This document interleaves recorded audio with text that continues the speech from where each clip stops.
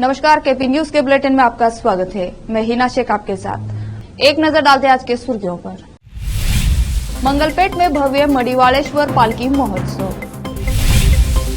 पर्याप्त भंडारण नहीं, तमिलनाडु को पानी नहीं दे सकते, सीएम सिद्धरामैया का कहना। निपाह का डर, चिकमंगलुरु ने केरल के पर्यटकों के प्रवेश पर लगाई रोक। इमरजेंसी से लेकर एक वोट से अटल जी की सरकार गिरने तक पीएम मोदी ने किया संकट काल का जिक्र। दिल्ली मेट्रो के नए स्टेशन के उद्घाटन समारोह पर अरविंद केजरीवाल को न बुलाने पर भड़की आम आदमी पार्टी।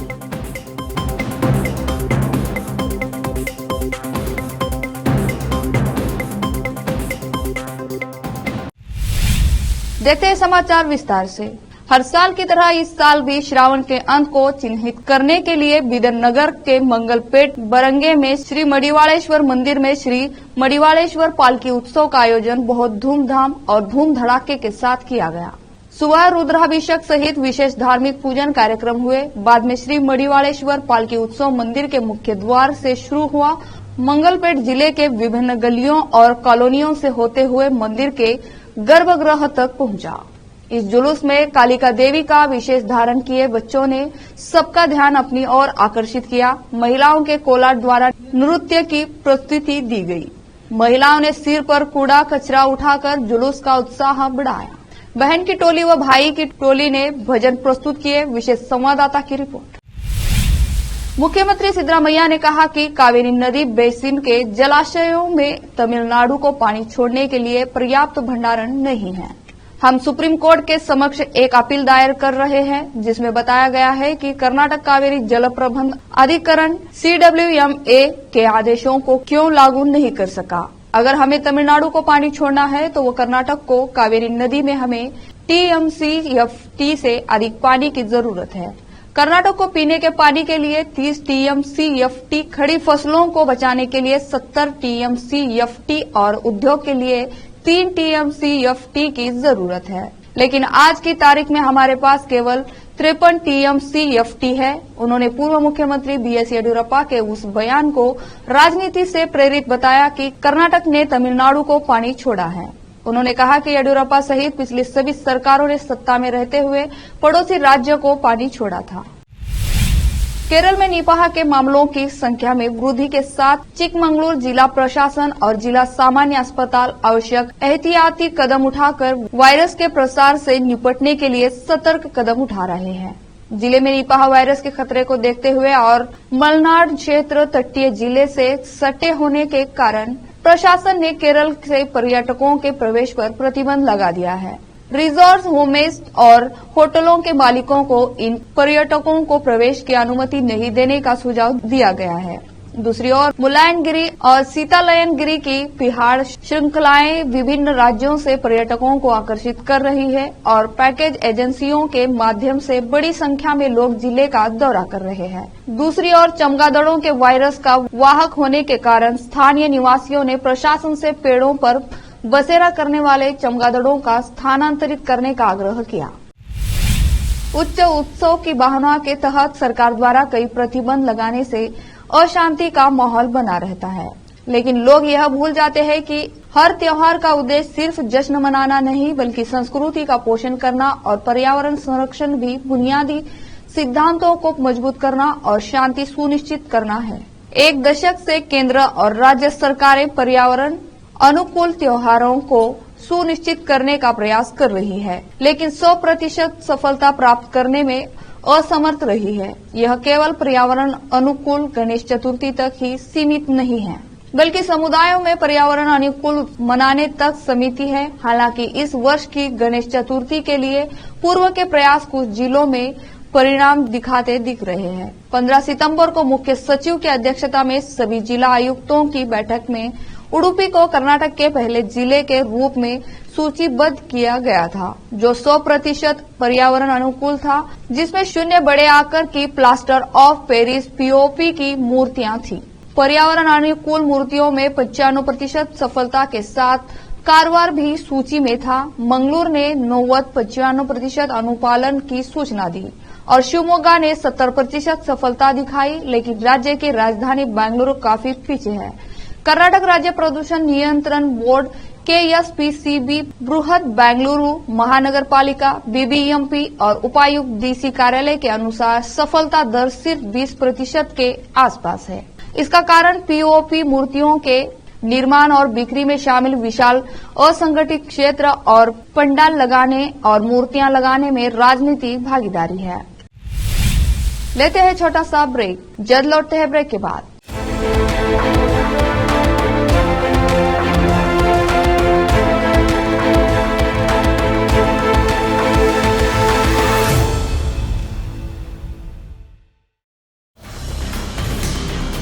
हिंदुस्तान के हर कोने में हम हैं मौजूद। 24 घंटे हालात पर गहरी नजर, खबरों से जुड़े चुपते सवालात और आपको दिखाता है धार्मिक, सामाजिक, राजनीतिक, लोकल और इंटरनेशनल न्यूज की सबसे बेहतर कवरेज जो आपको रखती है हर पल बाखबर। देश और दुनिया भर की खबर के लिए देखते रहें KP News 24/7। Noor education trust Bidar की ओर से चलाए जाने वाला Noor M.Ed and B.Ed college Bidar, recognised by NCTE Delhi and affiliated to Gulbarga University, Gulbarga. Admission are open for the academic year 2022-23। विशेषज्ञ और सक्षम शिक्षकों द्वारा शिक्षा प्राप्त करने के लिए नूर M.Ed and B.Ed कॉलेज में दाखिला लें और शांत वातावरण में शिक्षा प्राप्त करें। बीदर शहर में बेहतर शिक्षा का एकमात्र केंद्र Noor M.Ed and B.Ed college, Shahpur gate, Bidar. Phone numbers 9945283920, 8482221297।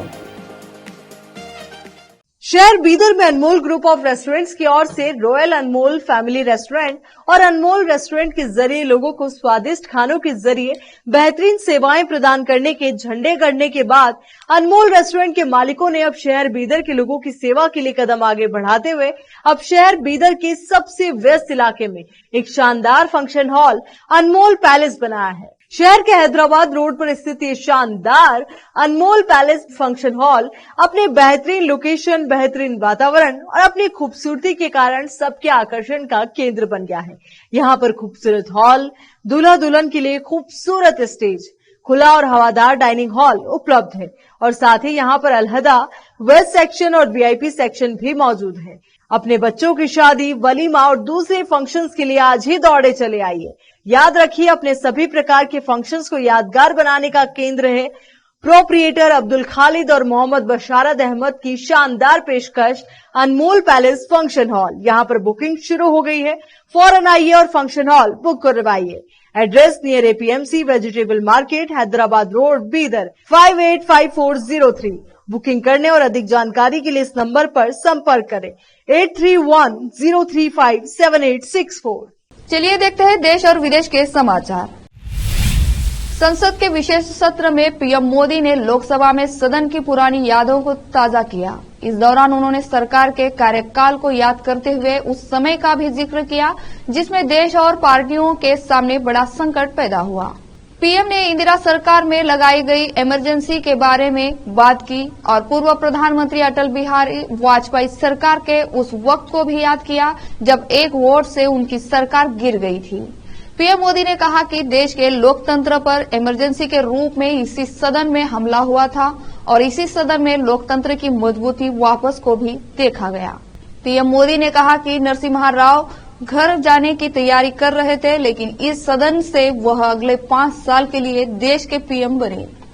PM ने कहा कि इसी सदन में एक वोट से अटल जी की सरकार चली गई थी और आज छोटे छोटे दलों ने इस लोकतंत्र को खूबसूरत बनाया है। PM ने अटल जी की उस बात को याद किया जिसमें उन्होंने कहा था कि सरकारें आएंगी जाएंगी, पार्टियां बनेंगी बिगड़ेंगी, लेकिन यह देश रहना चाहिए। PM ने यह भी कहा कि साल 2000 की अटल जी की सरकार में 3 राज्यों का गठन हुआ जिसका हर किसी ने उत्सव मनाया। PM मोदी ने कोविड काल में सदन के हालात पर चर्चा की। उन्होंने कहा कि जब कोविड काल था तब भी तमाम गंभीर समस्याओं के बावजूद दोनों सदनों के सांसद उपस्थित रहे। कोविड टेस्टिंग हुई, मास्क भी पहना, लेकिन कोई काम नहीं रुका। कोरोना काल में कोई व्हीलचेयर तो कोई डॉक्टर को बाहर रखकर सदन के अंदर आया है। आम आदमी पार्टी दिल्ली के द्वारका एयरपोर्ट लाइन को द्वारका सेक्टर 25 से जोड़ने के लिए आज पीएम नरेंद्र मोदी नवनिर्मित Yashobhoomi Dwarka sector 25 metro station का उद्घाटन किया। इस समारोह में राष्ट्रीय राजधानी के मुख्यमंत्री अरविंद केजरीवाल को आमंत्रित नहीं करने को लेकर आम आदमी पार्टी के प्रवक्ता सौरभ भारद्वाज ने प्रधानमंत्री नरेंद्र मोदी की आलोचना की। उन्होंने कहा कि हाल ही में संपन्न G20 नेताओं के शिखर सम्मेलन के दौरान विश्व नेताओं के सामने पीएम मोदी ने वसुधैव कुटुंबकम, दुनिया एक परिवार है की वकालत की थी, जबकि वह उद्घाटन समारोह में केजरीवाल को आमंत्रित करने में विफल रहे, जो उनका मानना है कि प्रस्ताव का विरोधाभासी है। केरल में निपाह वायरस का खतरा अब कम होने लगा है। बोलते हुए केरल के स्वास्थ्य मंत्री वीना जॉर्ज ने कहा कि निपाह वायरस से संबंधित कोई नया मामला अभी सामने नहीं आया है। उन्होंने कहा, उपचाराधीन 9 वर्षीय लड़का फिलहाल ऑक्सीजन सपोर्ट पर, लेकिन वह वेंटिलेटर से बाहर आ गया है। स्वास्थ्य स्थिति में आशाजनक सुधार देखने को मिल रहा है। अभी 1233 लोग ऐसे हैं जो निपाह वायरस से संक्रमित लोगों के संपर्क में आए हैं। 34,167 घरों का दौरा पूरा कर लिया गया है। उन्होंने कहा, राज्य में फिलहाल स्थिति नियंत्रित में है। उच्च जोखिम वाकी संपर्क सूची में 352 लोग हैं। जिन स्थानों पर निपाह वायरस की पुष्टि हुई है, वहां स्वास्थ्य कर्मियों ने रोकथाम गतिविधियां तेज कर दी है। केंद्र सरकार की ओर से बुलाए गए संसद के विशेष सत्र की शुरुआत आज सोमवार 18 सितंबर 2023 से की जा रही है। केंद्र सरकार द्वारा विशेष सत्र के लिए बीते कई दिनों से जारी तैयारियां पूरी की जा चुकी हैं। सत्र के शुरू होने से पहले पीएम मोदी ने भी मीडिया से बातचीत की और सत्र व देश की महत्वपूर्ण उपलब्धियों के बारे में चर्चा की।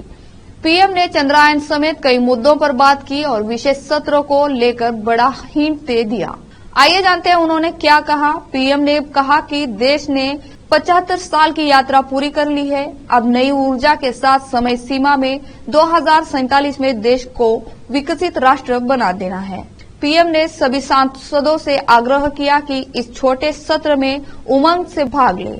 रोने धोने के लिए काफी समय है। पीएम ने आशा करते हुए कहा कि पुरानी बुराइयों को छोड़कर नई ऊर्जा के साथ हम नए सदन में प्रवेश करेंगे। पीएम ने कहा कि भगवान गणेश विघ्नहर्ता है, इसलिए भारत भी बिना किसी विघ्न के आगे बढ़ेगा। इस कारण नए संसद भवन में एंट्री के लिए ये दिन चुना गया है। पीएम ने इस सत्र का महत्व बताते हुए कहा कि संसद का यह विशेष सत्र छोटा है लेकिन काफी महत्वपूर्ण है।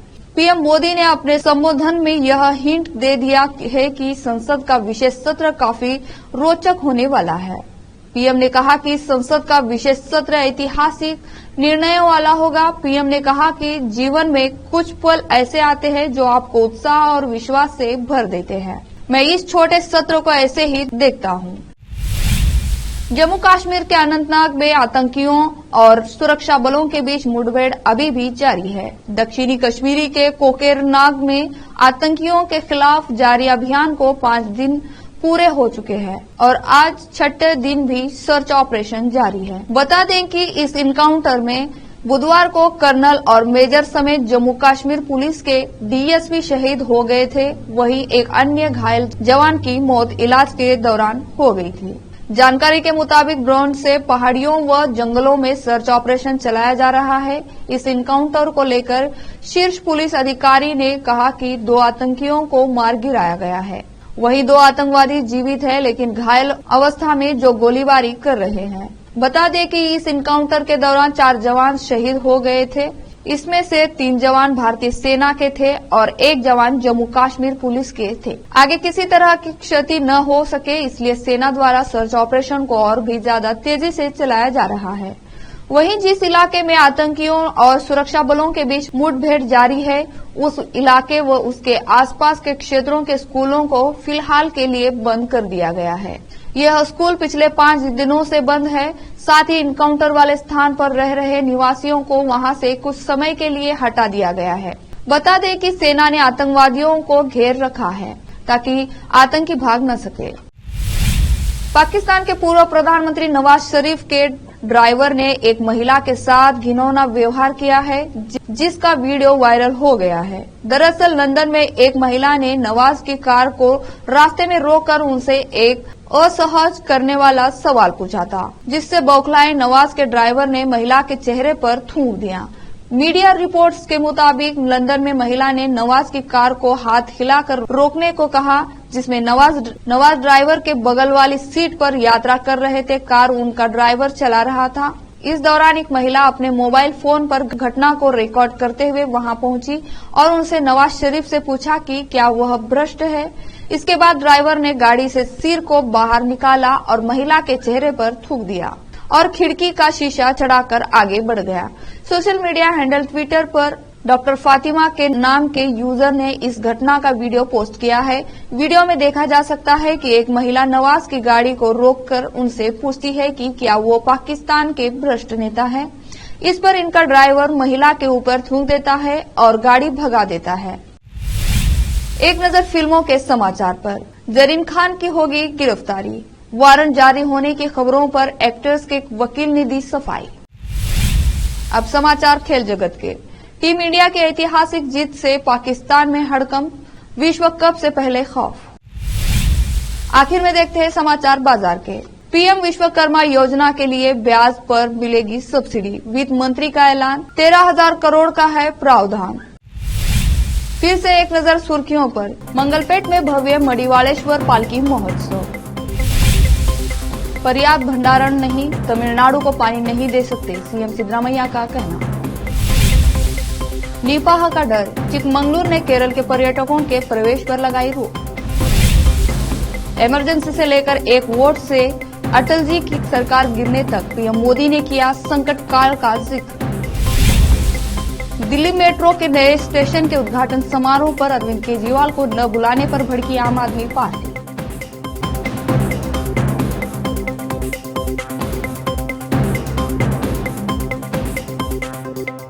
केपी न्यूज के बुलेटिन में आज इतना ही। अन्य समाचारों के लिए जुड़े रहे हमारे चैनल से। धन्यवाद।